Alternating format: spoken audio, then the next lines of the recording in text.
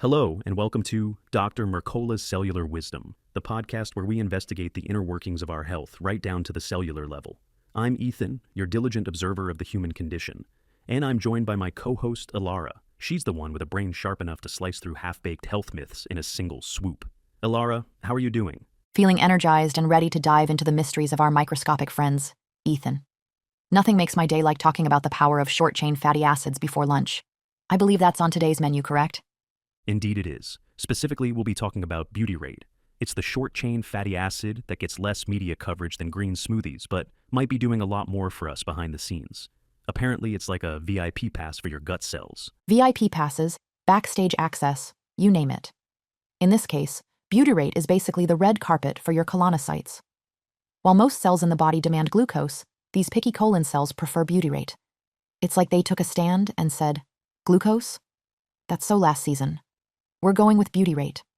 I love the mental image of colon cells with a flair for the dramatic. But let's back up for a second. Butyrate is one of several short-chain fatty acids produced when friendly bacteria in our gut ferment dietary fiber. We're talking about the kind of fermentation that's typically overshadowed by the craft beer scene, right? Precisely.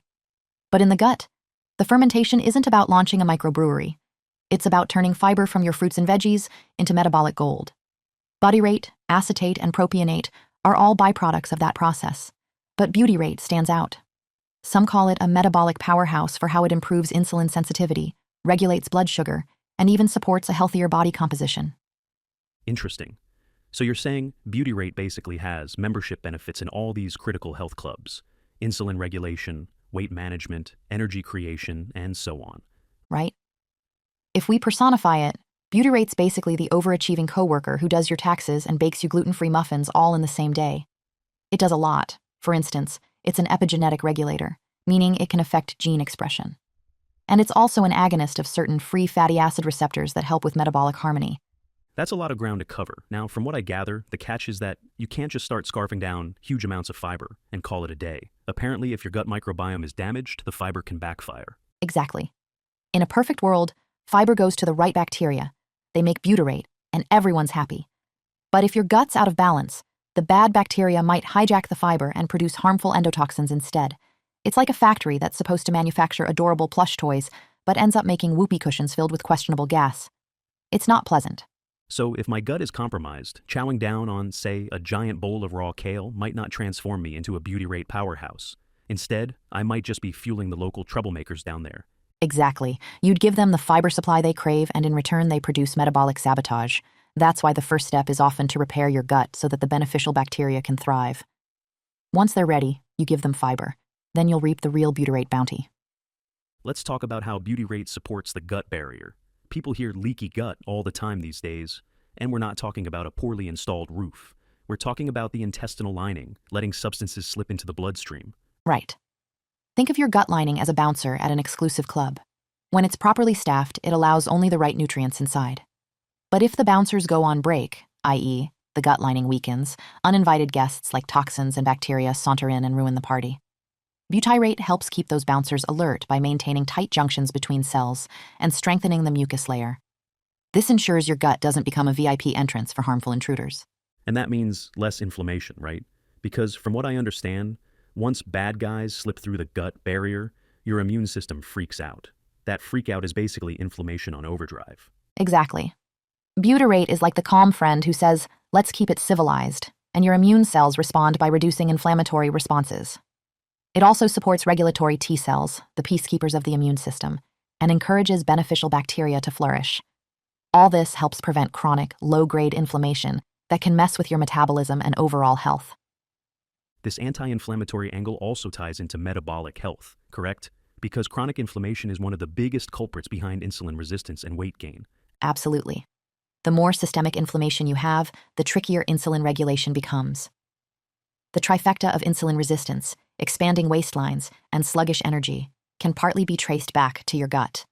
If Butyrate is holding the fort down there, you're less likely to experience that chain reaction. So let's talk about weight management more directly. Butyrate apparently influences energy expenditure. Are we saying that it signals various tissues, like muscles, liver, and adipose tissue, to ramp up energy use? Spot on.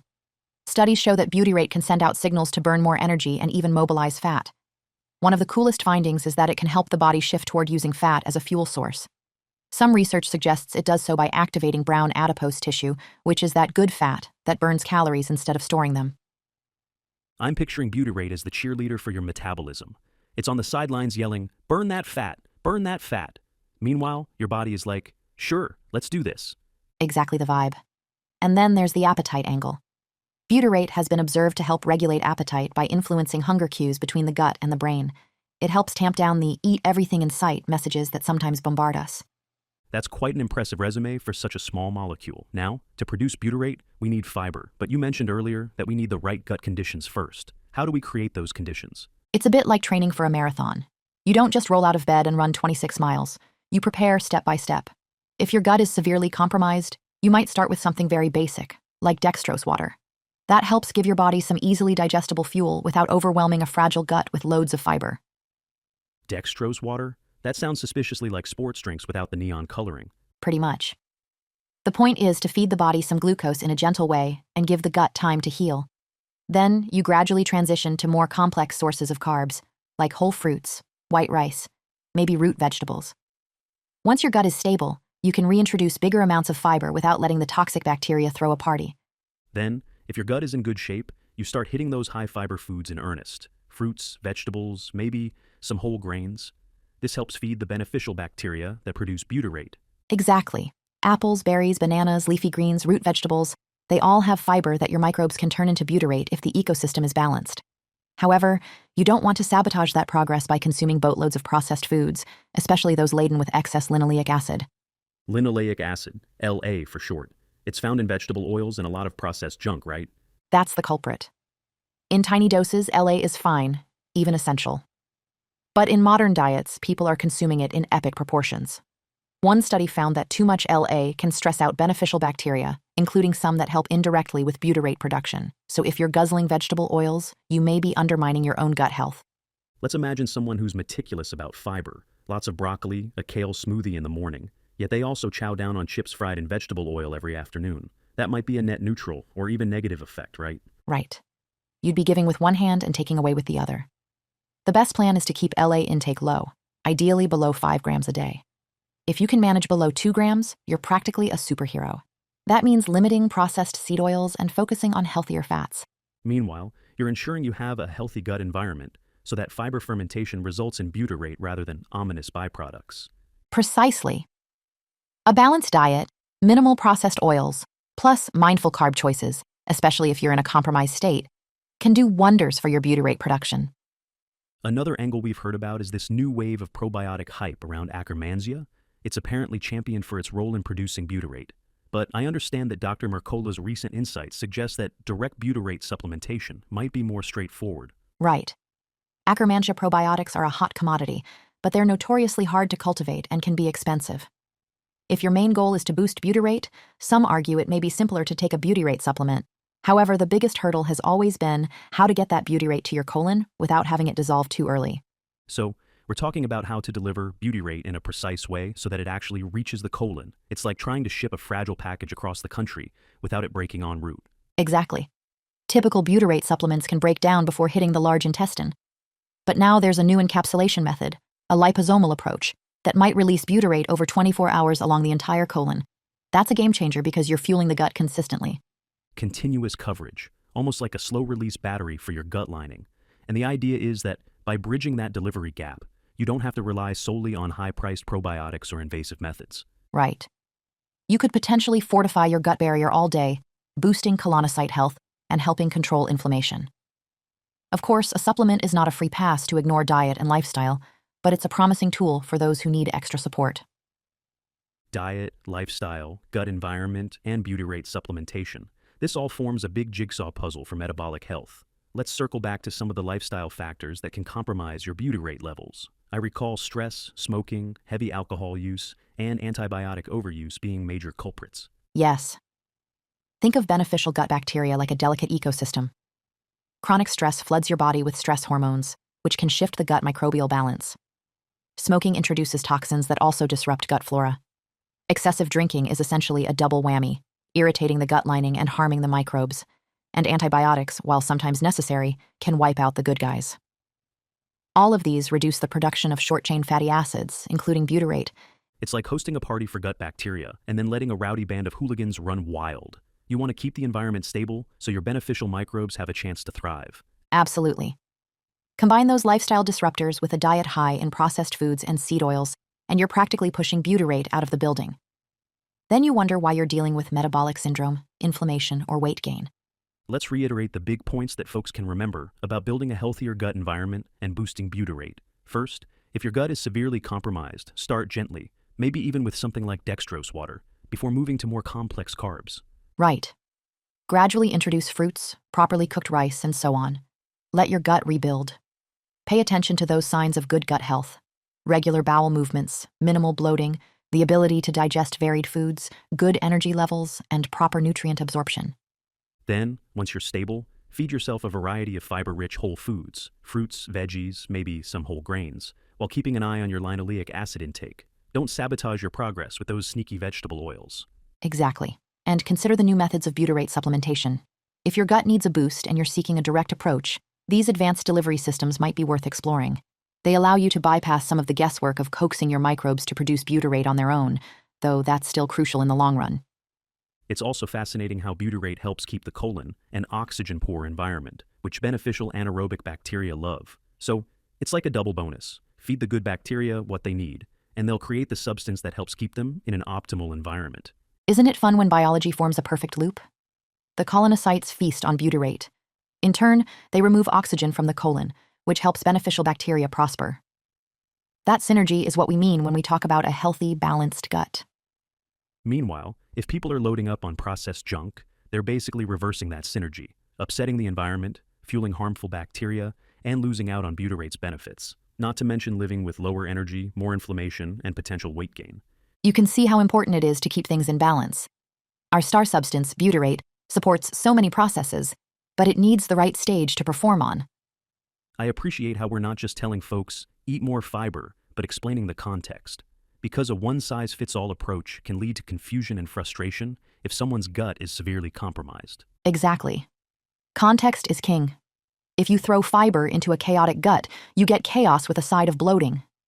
If you heal the gut environment first, fiber becomes a powerful ally that fosters butyrate production, tightens the gut barrier, and keeps inflammation at bay. Let's do a quick bullet point recap, comedic style. Number 1, butyrate is produced when gut bacteria ferment dietary fiber. Number 2, colon cells love butyrate so much that they'll ignore glucose if butyrate is available. Number 3, butyrate helps maintain a strong gut barrier, so no leaky gut letting toxins roam free. Number 4, it also has anti-inflammatory effects, reducing the risk of various health issues. Number 5, butyrate can improve your metabolic health by influencing energy expenditure, fat oxidation, and appetite regulation. Number 6, do not overdose on fiber if your gut is compromised. First, fix the gut, then feed it healthy fiber. Number 7, watch out for excessive linoleic acid. It's a saboteur that disrupts gut bacteria and inflames your system. Number 8, lifestyles featuring chronic stress, smoking, heavy alcohol, or antibiotic overuse are basically butyrate's sworn enemies. Number 9, advanced butyrate supplements are emerging that offer a 24-hour delivery, because real colon coverage is apparently the hottest trend in gut health. And 10, if you integrate all these points, your gut has a better shot at producing enough butyrate to help you thrive. Then you can wave goodbye to the sour expressions of your colonocytes. They'll be on the VIP list 24/7. It's refreshing to learn how small changes, like cutting down on processed seed oils and gradually building up fiber, can lead to major improvements. Absolutely. And that's the core message. The gut is a pivotal seat of health. Nurture it correctly, and you'll reap benefits in ways you might not even realize at first. Better energy, sharper focus, stable weight, and more resilience overall. Now, before we wrap up, let's touch on a practical note. People might be wondering how they know if their gut is compromised. For that, we have those 5 main indicators: regular bowel movements, minimal bloating, diverse food tolerance, sustained energy, and decent nutrient absorption. Yes, if you don't check most of those boxes, you may want to start with gentle measures. If you check them all, congratulations. You're likely ready for primetime fiber. Just remember to keep an eye on the rest of your diet and lifestyle habits. I always love how it all ties together. The body is an orchestra, and butyrate plays the cello. If the cello's out of tune, the entire symphony suffers, but if it's humming along, everything sounds fantastic. That's a poetic analogy for a short-chain fatty acid, Ethan, but I'll take it. I'm all for turning the complex into the comprehensible. And with that, I think we've given our audience a pretty comprehensive look at butyrate. Indeed, we have. Hopefully, folks will leave with some practical knowledge and a few chuckles. Thanks for joining us on Dr. Mercola's Cellular Wisdom, everyone. This is Ethan, your Rye Observer, signing off. And this is Ilara, your comedic health geek, reminding you that sometimes the smallest molecules, in this case, butyrate, can make the biggest difference. Thanks for tuning in, everyone. Until next time.